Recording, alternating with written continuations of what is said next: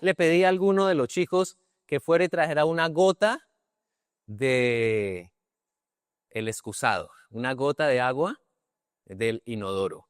Y la depositaba en ese vasito, la echaba ahí y volvía y preguntaba, ¿ahora quién quiere tomar de esta agua? ¿Cuántos se atreverían a tomar de esa agua?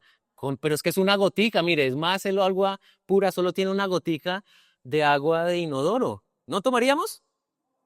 Ay, tan sensibles. ¿No, cierto? ¿Quién se atrevería a tomar de esa agua?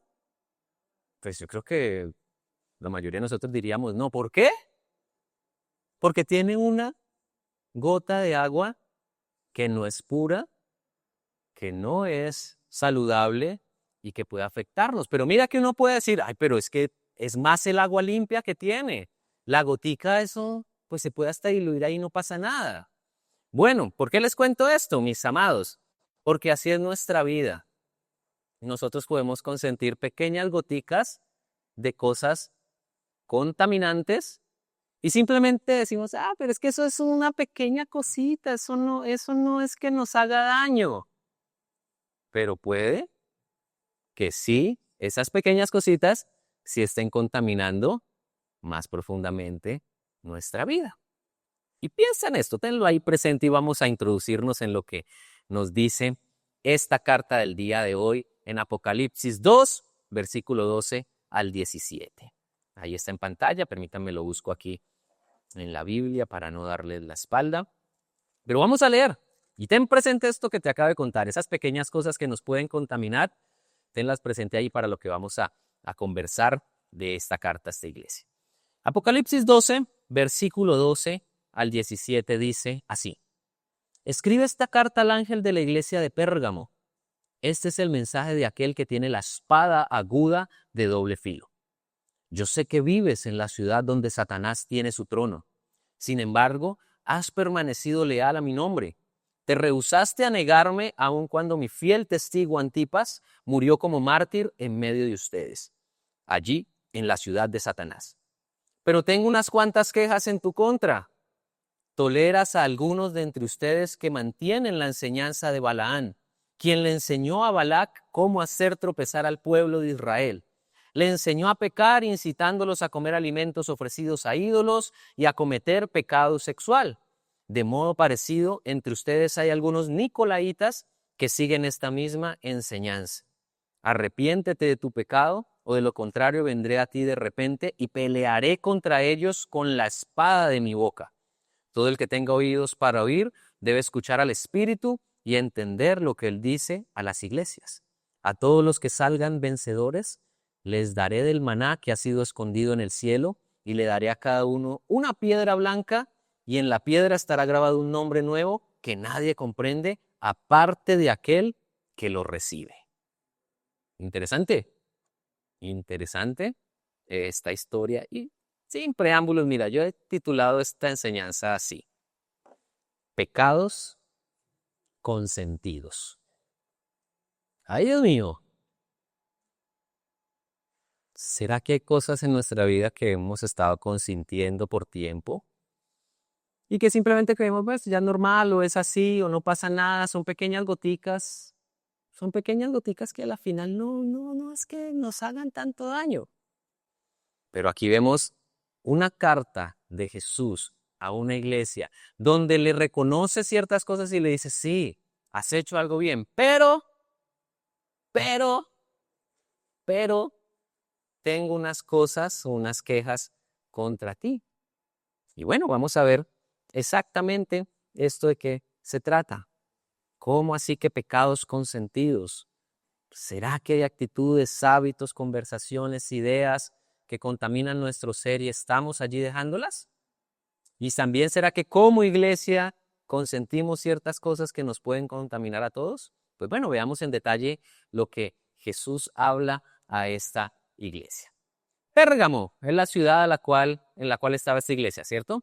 Pérgamo era una ciudad allí también en la provincia del Asia Menor, que tiempo atrás, antes de esta carta, algunos dicen que 300 o 400 años antes, fue capital de la región, una ciudad muy importante y donde se estableció como el centro administrativo y religioso y político del imperio en esta región. Y era una ciudad conocida porque era como un centro cultural y de educación. Había allí una de las bibliotecas más grandes de la época con 200.000 volúmenes de libros, que solo era superada por la Biblioteca de Alejandría, que era como la más grande de aquellos tiempos. Era una ciudad también donde había muchos templos de adoración a muchos dioses, a Dionisio, a Atenea, al dios Demetrio, a Zeus, al dios de la sanidad, al emperador también se le ofrecía culto. Allí era una ciudad plagada de mucha adoración a muchas cosas, ¿sí? Como polifacética en ese aspecto, de mucha adoración a muchas cosas, y además pues era una ciudad que vivía como de sus glorias pasadas, por lo que había sido la principal del imperio hace algún tiempo, pero luego había perdido ese estatus ante otras ciudades que predominaban. Y allí había una iglesia que perseveraba por vivir para Cristo en medio de un ambiente muy hostil alrededor. Porque si ustedes se dan cuenta y leímos ahí, y ya vamos a hablar un poquito de esto, Jesús dice que esta era una ciudad que era el trono de Satanás. Entonces imagínense que a una ciudad le digan el trono de Satanás era porque era muy, muy bien esa ciudad, o como que todo chévere, no, una ciudad chévere, no, ahí habían cosas fuertes, pero ahí había una iglesia, y una iglesia que perseveraba, una iglesia que estaba allí, que aún en medio de una adoración falsa, una degradación moral de la sociedad, una iglesia que permanecía, que adoraba a Jesús y que seguía adelante. Pero a esta iglesia Jesús le habla y se le revela como el que tiene la espada aguda de doble filo. Dice el versículo 12, escribe esta carta al ángel de la iglesia de Pérgamo. Ese es el mensaje de aquel que tiene la espada aguda de doble filo. Cuando usted le dicen eso de alguien tiene la espada aguda de doble filo, ¿qué puede venir a tu mente? ¿La Biblia? Ok, esto no es jugando, ¿no? Alguien que tiene una espada no la tiene para jugar, ¿cierto? Tiene una espada es para ejercer allí una fuerza sobre algo. Y bueno, aquí es interesante ver a qué se refiere la Biblia con que Jesús es aquel que tiene la espada aguda de doble filo. Cuando uno va hacia atrás en el capítulo 1 de Apocalipsis, Jesús se revela a Juan, que es quien escribió el Apocalipsis, y Jesús se revela de una manera, wow, gloriosa, porque Juan vio a Jesús resplandeciendo con su rostro que, mejor dicho, irradiaba luz, con sus pies de bronce, una vestidura blanca, resplandeciente. Y una de las cualidades que ve Juan es que de su boca salía una espada, de la boca de Jesús salía una espada. Y de esa misma forma es que Jesús se revela a esta iglesia y les dice, mire, el mensaje es de aquel que tiene esa espada aguda de doble filo que sale de la boca. Y resulta que en estos tiempos se usaba mucho una espada, que era una espada que parecía como una lengua y que era una espada de autoridad para algunos precónsules o personas de autoridad. Era una espada que representaba la autoridad que tenían y era parecida a una lengua. Jesús estaba usando esa imagen para decirle a la iglesia y para decirnos a nosotros, mira, ¿quién es el que tiene la espada en la boca? Es Jesús, es el que tiene la palabra de verdad. ¿Y qué es de doble filo? ¿Por qué? ¿Qué sucedía con una espada de doble filo? Una espada de doble filo es una espada que puede cortar en las dos direcciones, ¿cierto? Cuando uno tiene una espada de un solo filo, pues solo puede cortar en una dirección, en la dirección que esté el filo de la espada. Pero la espada de doble filo tiene la particularidad que tú puedes, o bueno, el guerrero que peleaba podía introducirla y cortar hacia un lado o cortar hacia el otro, ¿cierto? Tenía la doble capacidad de hacer más daño que una espada de un solo filo. Y aquí Jesús usa esta imagen o esta ilustración que viene de la misma Biblia, porque cuando uno va al libro de Hebreos capítulo 4 versículo 12 dice, la palabra de Dios es viva y eficaz y más cortante que una espada de dos filos. ¿Por qué la Biblia es una espada de dos filos? Porque la Biblia va a lo profundo de nuestro corazón, o sea, no es algo que corte por encima. No es como, no sé, uno pelear ahí con un cuchillito y solo superficialmente hizo una herida. No, la espada va a lo profundo, pero luego de ir a lo profundo separa y corta lo que hay adentro. La palabra de Dios tiene la capacidad de ir a nuestro corazón, a lo profundo de nuestro ser, al centro de vida, a nuestro espíritu, y mira, evidencia nuestras intenciones, nuestros pensamientos, nuestras motivaciones. Por eso cada vez que nos expongamos a la palabra de Dios, no debería ser como, pues vamos a ver qué pasa acá, pues vamos a ver qué dice esto. No, aquel que se expone a la palabra de Dios está expuesto a que una espada atraviese a lo profundo y nos revele lo que pueda haber adentro, que de pronto a muchos de nosotros no nos gusta, que de pronto eso se evidencie, porque va a lo profundo.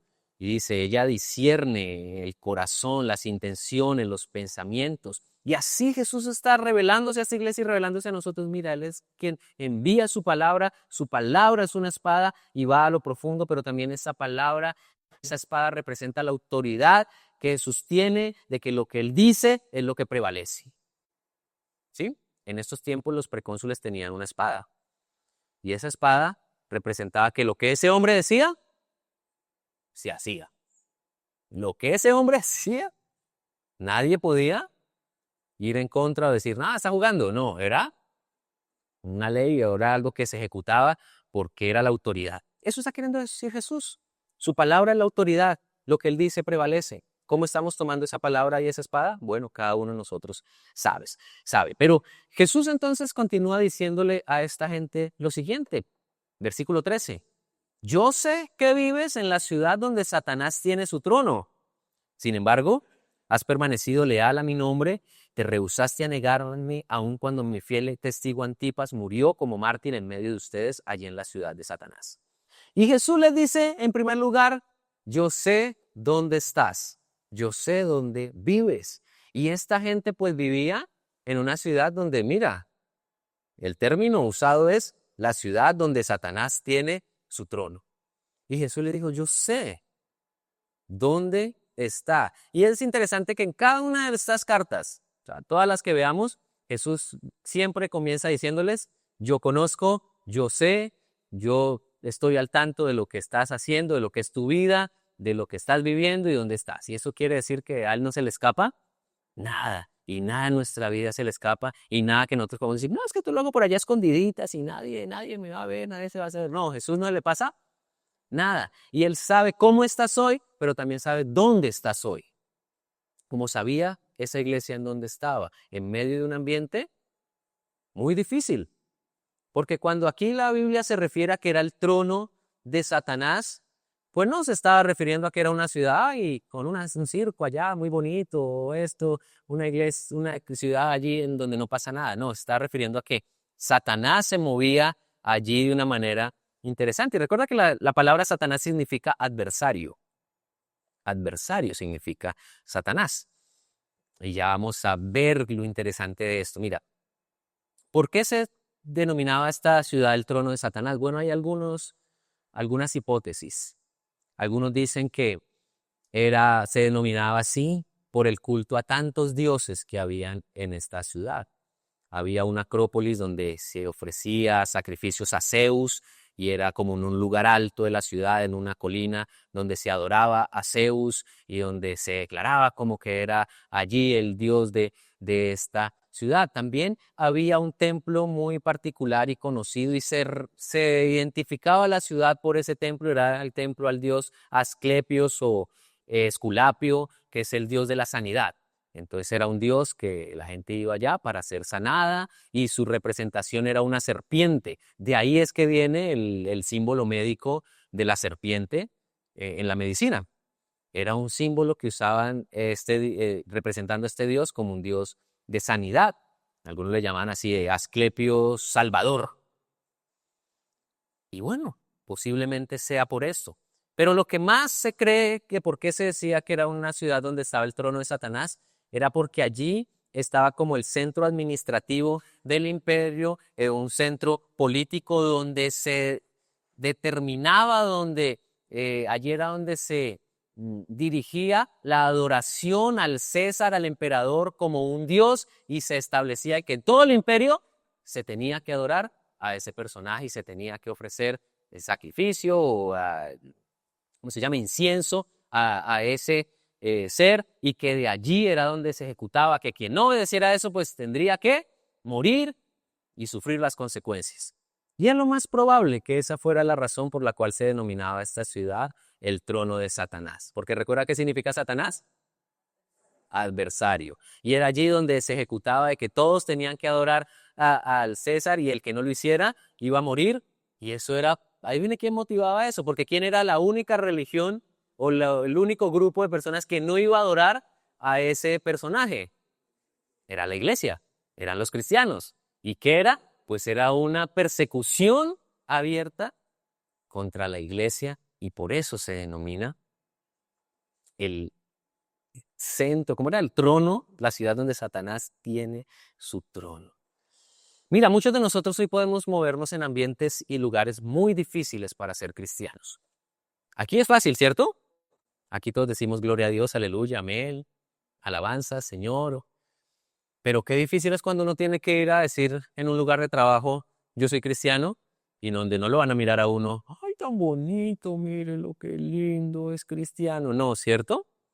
Sino donde el decir ser cristiano es más bien ganarse muchos enemigos y ganarse mucha gente que le puede hacer a uno la vida difícil, venirse en contra de uno. Y a veces nosotros lo que hacemos es que es más fácil ser el cristiano de la secreta. El cristiano de la secreta es que solo Dios sabe que yo soy cristiano. Solo el Señor lo conoce y nadie más tiene que saberlo. Y así me voy a ahorrar ciertos problemitas, ciertos momentos difíciles. No pasa nada. Bueno, mi querido, yo te digo que ser el cristiano de la secreta no va a servir de mucho. No va a servir de mucho. No importa el ambiente hostil en el que estemos, no importa si hay gente que se ha levantado para decirnos abiertamente, te voy a hacer la guerra porque tú crees en Dios.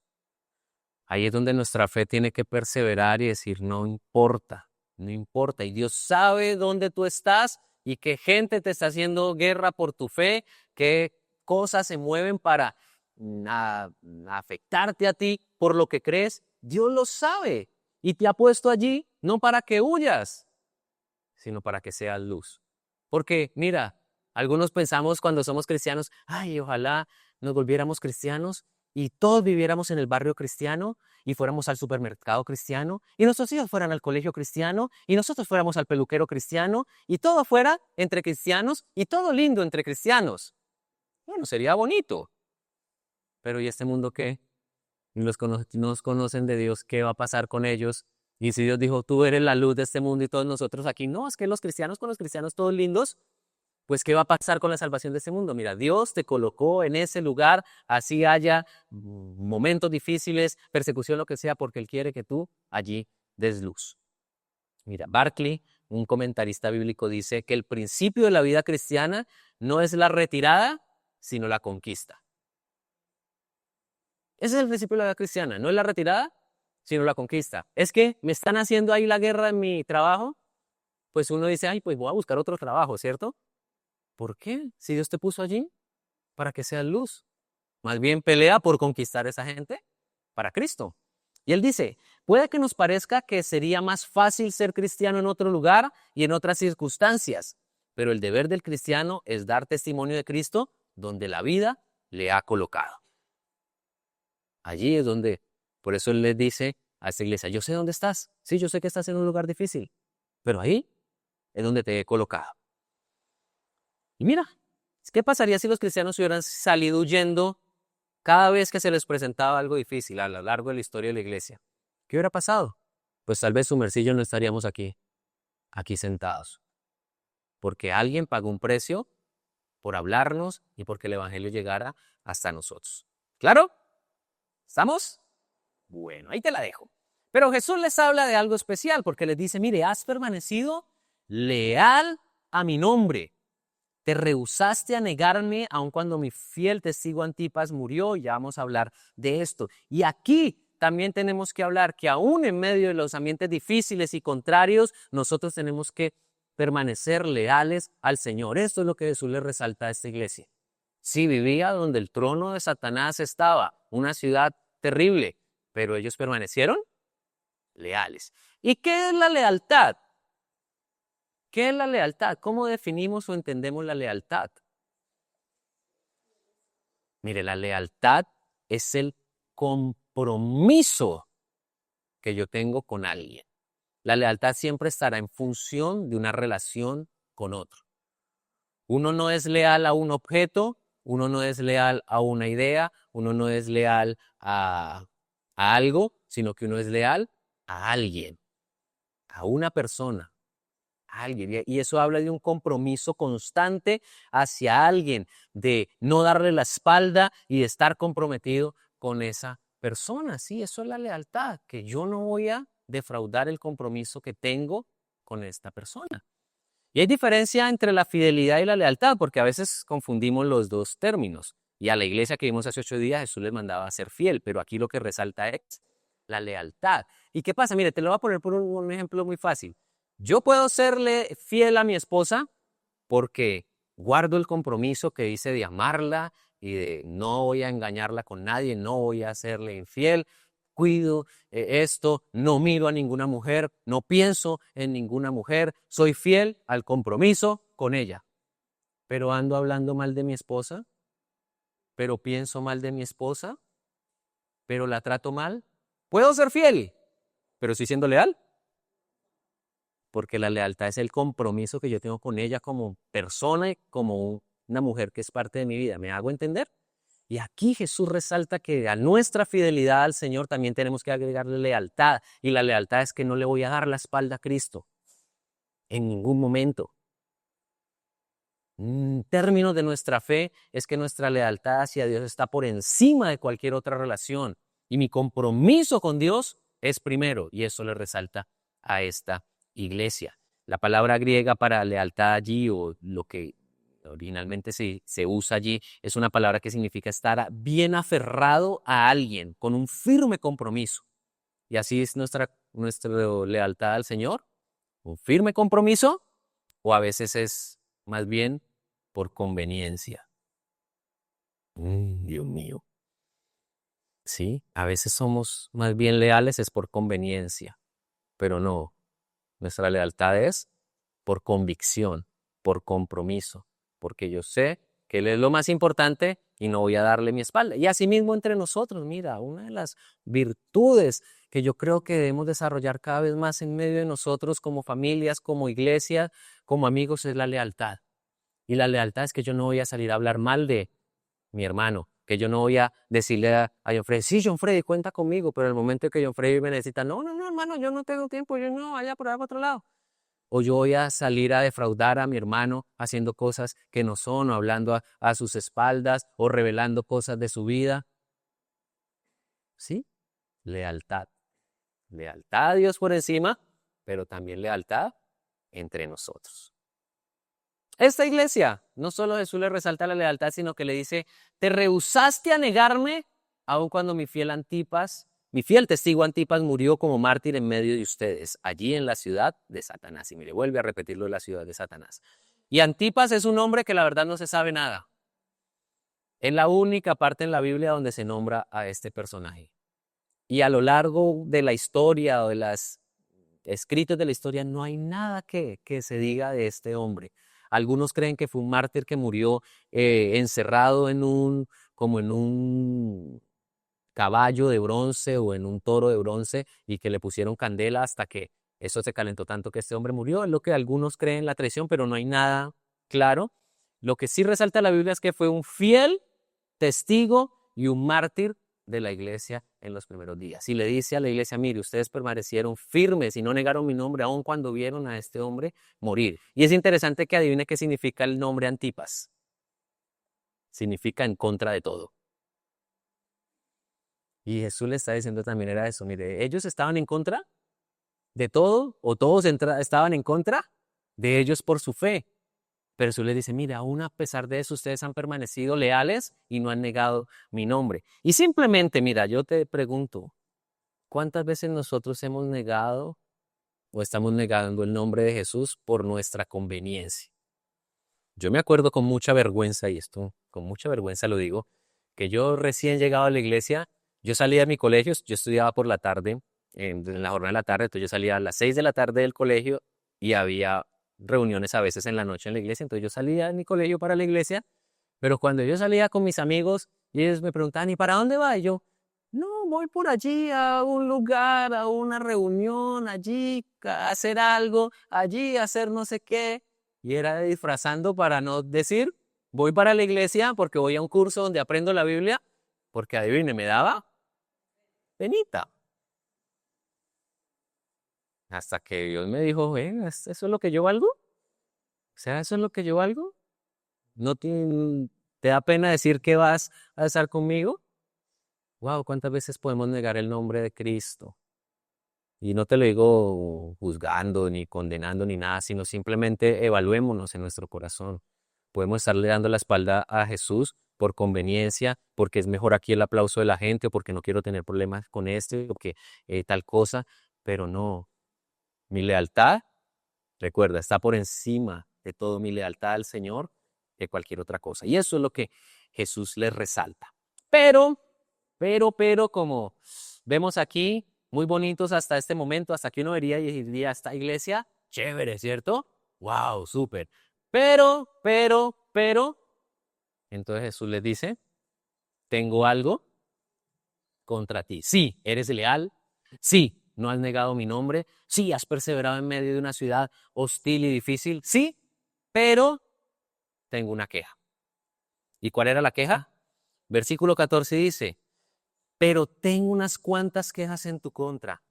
¿Toleras a alguno de entre ustedes que mantienen la enseñanza de Balaán, quien le enseñó a Balac cómo hacer tropezar al pueblo de Israel? Les enseñó a pecar, incitándolos a comer alimentos ofrecidos a ídolos y a cometer pecado sexual. De modo parecido entre ustedes hay algunos nicolaitas que siguen esa misma enseñanza. Sí, eran leales, sí, no habían negado el nombre de Cristo, sí, seguían creyendo en medio de un ambiente hostil, pero estaban consintiendo el pecado.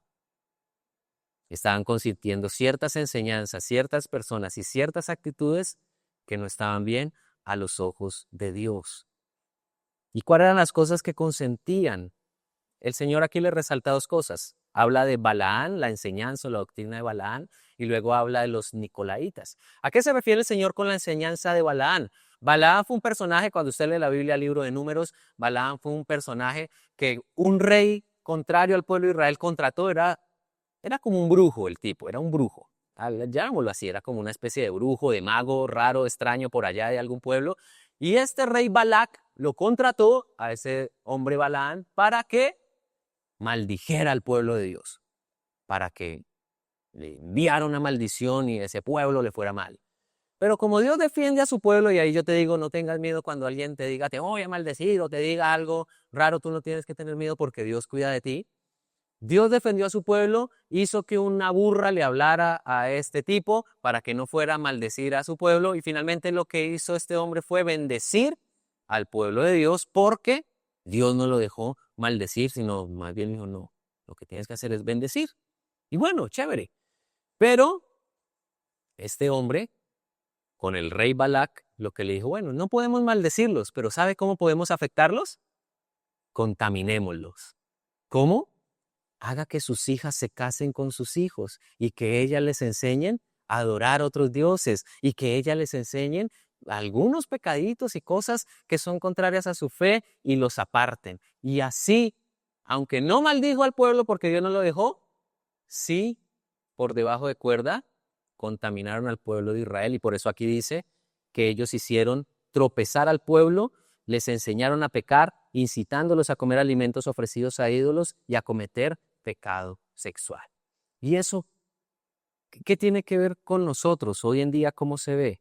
Mi hermano, es cuando dejamos consentir ciertas cosas en medio de nosotros que sabemos que están mal, pero no. Es que para qué nos vamos a poner a meternos en problemas. No, eso no pasa nada. Estamos en un mundo así. Y es como cosas pueden venir a contaminar la iglesia muy sutilmente.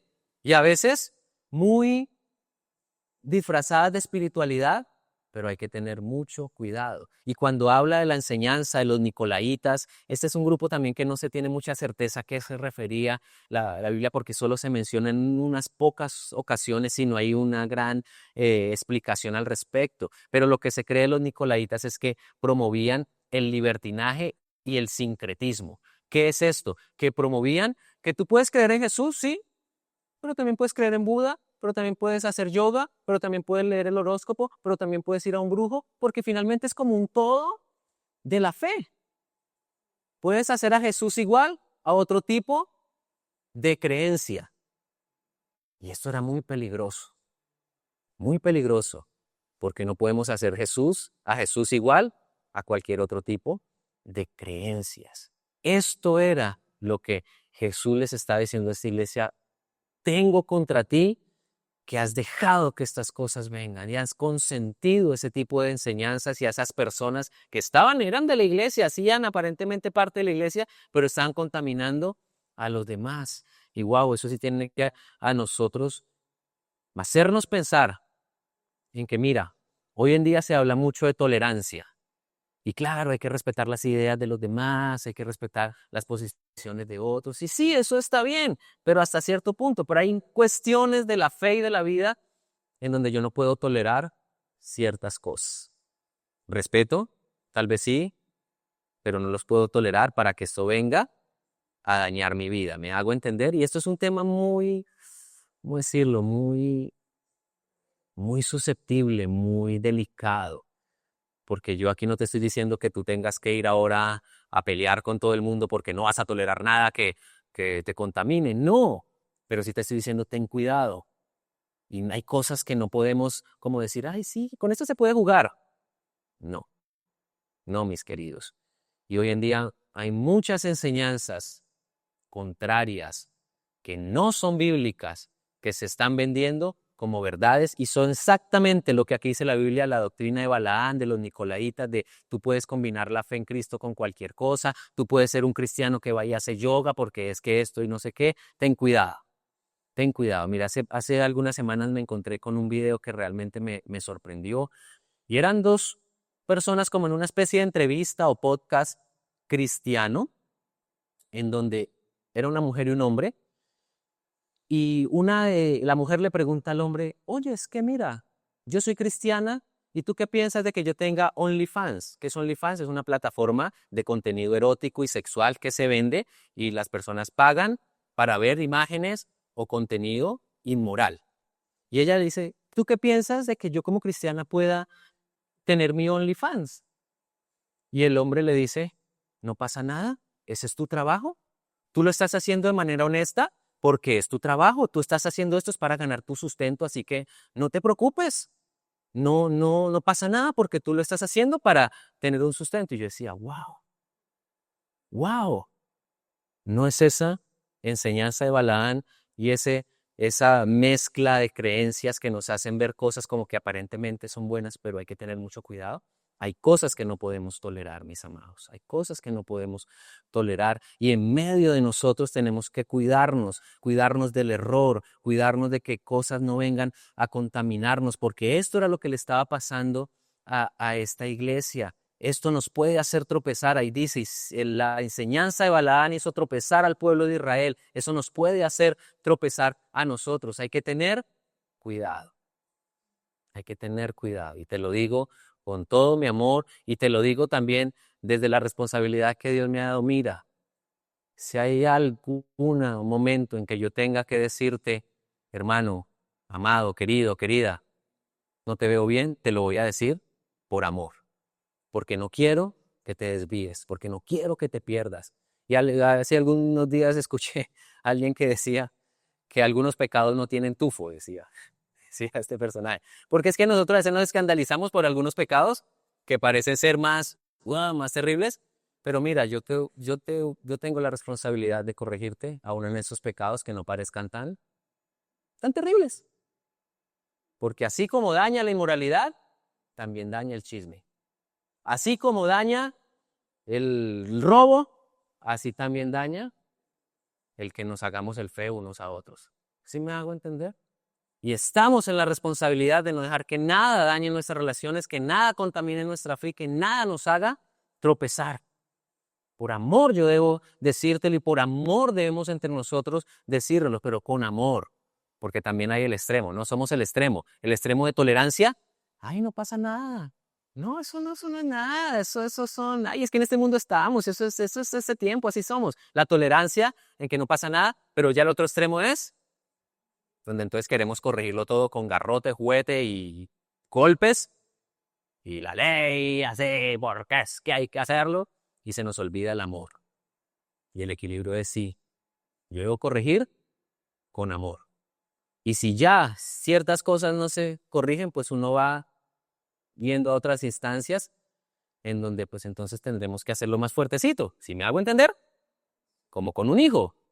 Te enseño, te corrijo, pero si no haces caso, pues tendré que poner ciertas consecuencias o ciertas cosas, porque hermano, tenemos que cuidarnos, no nos dejemos que nada nos tropiece, ni podemos tolerar la maldad en medio de nosotros. Por eso Jesús continuó diciéndoles a ellos esta palabra: arrepiéntete. Mira al del lado con una sonrisa y dile: arrepiéntete. Dile: arrepiéntete. Eso es con gracia aquí. Pero mira, lo que Jesús les dijo a esta iglesia fue: arrepiéntete. El arrepentimiento, mi hermano, debe estar constantemente presente en nuestra vida. Todos los días tenemos que arrepentirnos de lo que sabemos que no está bien y de lo que el Señor nos muestra que está bien. Y primeramente aquí, ¿de qué debían arrepentirse ellos? De consentir el pecado, de no hacer nada frente a lo que otros enseñaban mal, de consentir esas cosas que no estaban bien. Debían arrepentirse de eso, pero también debían arrepentirse de que dejaron que el pecado, la idolatría, la inmoralidad, todo este libertinaje tuviera lugar entre ellos. Y mira, mi amado hermano, arrepentirnos es tomar la decisión de ser diferentes a este mundo. Arrepentirnos es tomar la decisión de cambiar el rumbo de lo que dice este mundo que está bien, es decir, no, es diferente con el Señor. Arrepentimiento es hacer las cosas diferentes a lo que esta sociedad nos dice que deba ser. La palabra más corriente para cristianos en el Nuevo Testamento es la palabra hagios, que quiere decir diferente o aparte. Y era la forma en que se reconocía a los cristianos, porque eran los diferentes. Bueno, uno no quiere ser el diferente, ¿cierto? Pero es mejor ser el diferente que parecernos a todo el mundo y estar en lo que no es. Arrepentimiento es reconocer que no somos iguales a este mundo y no podemos pretender parecernos a este mundo porque tenemos un Dios que es diferente, que es supremo, y el cristiano es llamado a ser diferente en todas las cosas. El peligro de esto es no hacer nada, seguir igual, hacernos iguales al mundo. Y entonces Jesús, ¿qué les dijo? Mira, les dijo: arrepiéntete de tu pecado, o de lo contrario vendré a ti de repente y pelearé contra ellos con la espada de mi boca. ¿Vuelve a nombrarles? La espada de su boca. Y esto quiere decir, mi hermano, que o nos arrepentimos o el Señor va a tener que venir con más fuerza a corregirnos. Y es interesante que Él dice: pelearé contra ellos.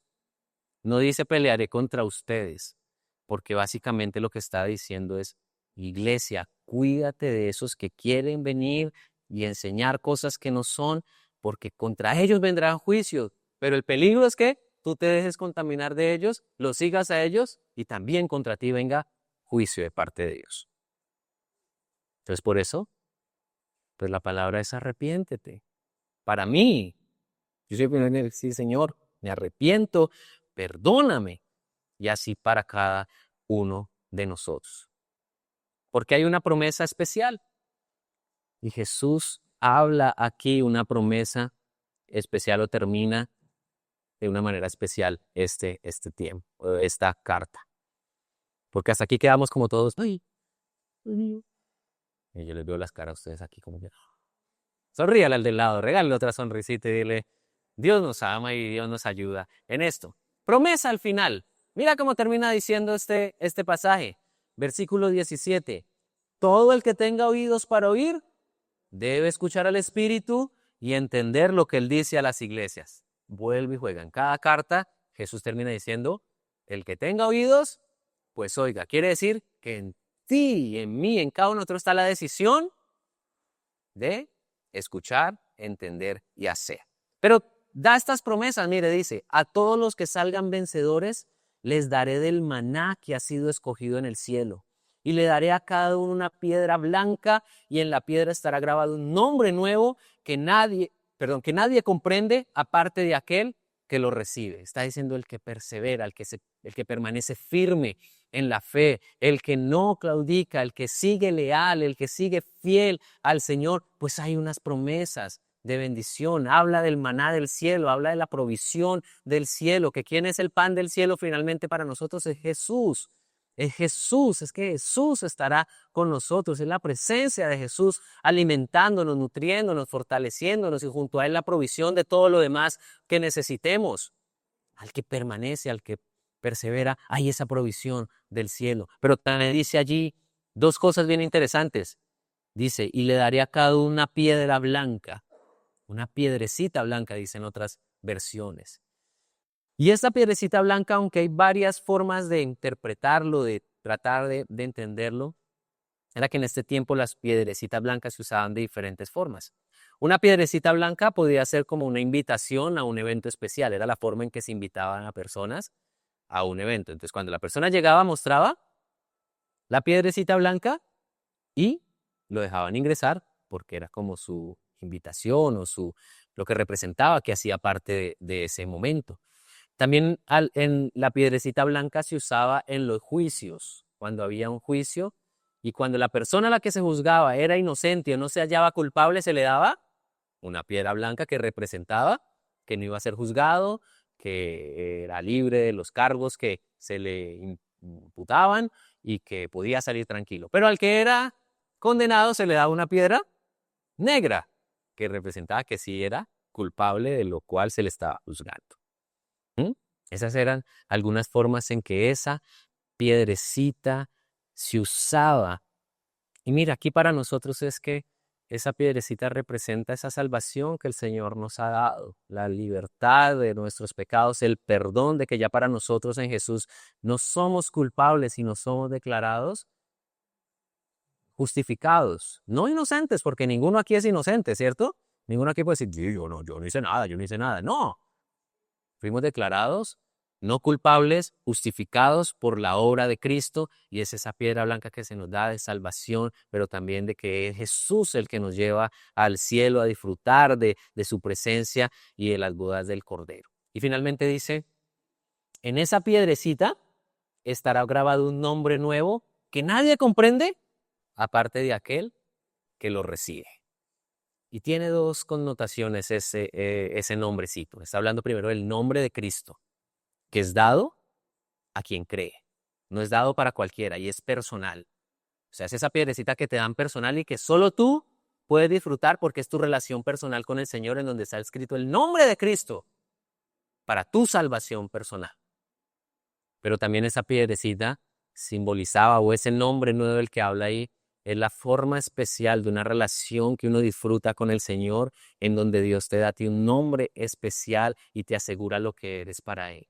Eso es como en pareja. En pareja uno se tiene apodos que no se dice en público, ¿cierto? Hay cosas que uno solo se dice con la pareja, no sé, cuchurrumito, melocotoncito, no sé, duranito. Cada uno tiene una manera muy particular de hablar con su amado o hasta con los hijos de uno, ¿no? Hay apodos que uno le tiene a los hijos que uno no se los dice en público porque no, es cosa muy de intimidad. Está hablando aquí ese nombre que solo conoce el que lo recibe, es esa intimidad personal con el Señor, es esa relación cercana donde no entra nadie más, sino es con Cristo y donde Dios nos abre de una manera especial a nuestra vida. Mis amados, esas son las promesas para el que persevera, para el que no deja que el pecado nos aparte del Señor, para el que permanece leal, para el que dice, sí, voy a pelear por el Evangelio, sin importar lo que esto signifique, voy a pelear por el cuidado de mi vida, de mi familia, de mi iglesia. Vamos a velar con amor porque nadie venga a afectarnos y a dañarnos. ¿Y entonces qué viene ahí? Promesas de bendición, provisión del cielo, la certeza de su perdón, la certeza de su amor, la intimidad con Cristo, el que el Señor estará con nosotros. Y mira, todo esto siempre tendrá un foco en la eternidad, en lo que será para nosotros el cielo y nuestra relación con el Señor, que Él nos ha dado por gracia para permanecer en ella. Amén.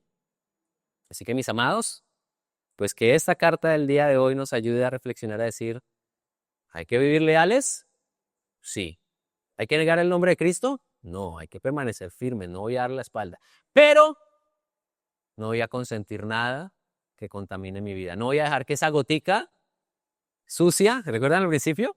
No voy a dejar que ni siquiera una gotica sucia contamine mi vida, contamine mi familia, contamine mi iglesia, porque eso nos puede hacer tropezar. ¿Amén? ¿Qué tal si oramos, Miguel, si me ayudas allí con el piano? ¿Qué tal si oramos y le decimos al Señor, Dios, ayúdanos en esto? Cúlgate de pie, por favor, y oremos. Digámosle, Dios, necesitamos tu ayuda.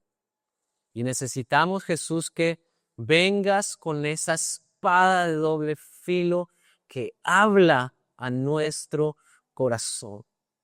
Señor, necesitamos de ti. Necesitamos de tu ayuda. Necesitamos de tu amor. Señor, ve. Cierra tus ojos allí donde estás y piensa en lo que el Señor te ha hablado este día.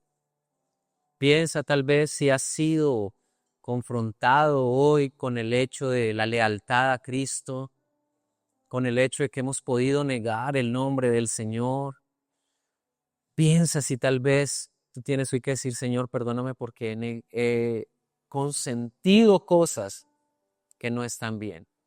He sido permisivo en ciertas conversaciones, he sido permisivo con lo que ven mis ojos, he sido permisivo con lo que oyen mis oídos y he consentido el pecado de alguna manera. He consentido lo malo, he consentido aún en mi casa.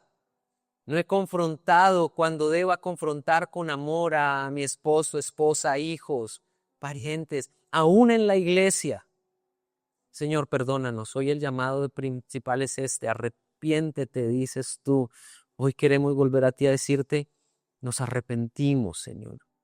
Nos arrepentimos de todo corazón. Perdónanos por consentir el pecado. Perdónanos por faltar a nuestra lealtad a ti. Perdónanos, Señor, porque sí en ocasiones te hemos negado y no queremos, Señor, negarte delante de los hombres.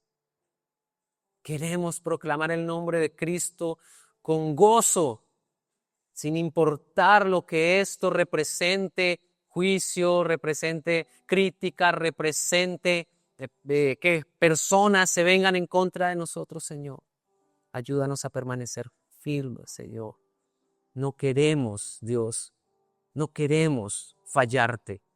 Queremos vivir para tu gloria. Queremos exaltar tu nombre en este mundo, permanecer leales a ese nombre, adorarte y vivir para ti. Y te pedimos, guárdanos de todo lo que quiera venir a contaminarnos. Ideas equivocadas, ideas extrañas, mentiras que quieren venir a venderse como verdad. Guárdanos. Danos discernimiento, danos sabiduría para no dejar que cosas nos aparten de ti o nos hagan tropezar, Señor, y permanecer firmes porque hay la promesa de tu provisión. Eres tú el pan de vida, Señor. Eres tú quien nos da el perdón de pecados. Eres tú quien revelas tu nombre a nosotros y nos das ese nombre de amor, de gozo, para que en intimidad estemos contigo, Señor. Gracias. Gracias. Ayúdanos como iglesia a perseverar y a estar en ti. Gracias. Te adoramos, Dios. Te bendecimos. Levántate allí tus manos y terminemos este tiempo adorando al Señor, alabándole, porque Él es ese nombre que es sobre todo nombre. El nombre de Cristo, el Señor, es el que proclamamos y el que exalta. Dile. y se me pone al principio. Un hito de así es, Señor. Y el misterio de tu gloria revelado en tu alma. Cuán hermoso, dile cuán hermoso su nombre es, el nombre de Jesús mi Rey. Cuán hermoso su nombre es, nada se iguala a él. Cuán hermoso su nombre es, no hay otro nombre. Hasta el cielo por salvarnos. Dile, me viniste a rescatar. Así es, Señor. Perdonaste. Nada seré para cara. Por el uso su nombre. Cuán es su nombre. El nombre de Jesús, mi Rey. Majestuoso su nombre es, nada ser igual a él. Majestuoso su nombre es, todo nombre. Majestuoso su nombre es,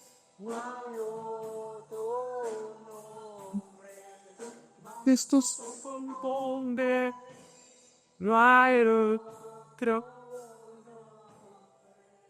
Es ese nombre que proclamamos, Señor, el nombre de Cristo, en quien creemos y en quien queremos permanecer firmes. Yo bendigo a tu iglesia, Señor, como una iglesia leal, como una iglesia de fe, como una iglesia que permanece en tu verdad y una iglesia que defiende, Señor, la doctrina, el evangelio, Padre, en la cual nos cuidamos, Señor, de no dejar que nada nos contamine ni nos haga tropezar o apartar de ti. Bendice a tu iglesia con sabiduría, bendice a tu iglesia con gracia, con amor, con perseverancia, con fortaleza. Renueva nuestras fuerzas, Señor, y ayúdanos a seguir caminando en tu verdad. Gracias, Señor, porque nos sostienes. Gracias porque nos amas. Gracias porque nos cuidas. Gracias porque estás con nosotros y a ti damos el honor, Padre. Yo bendigo a cada hombre y mujer, cada familia en este lugar, a nuestros niños, a nuestros jóvenes. Los bendecimos, Señor, y oramos que tú nos guardes,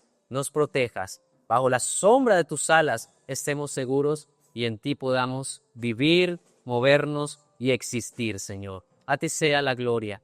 Gracias por este tiempo que nos regalas. En el nombre de Jesús.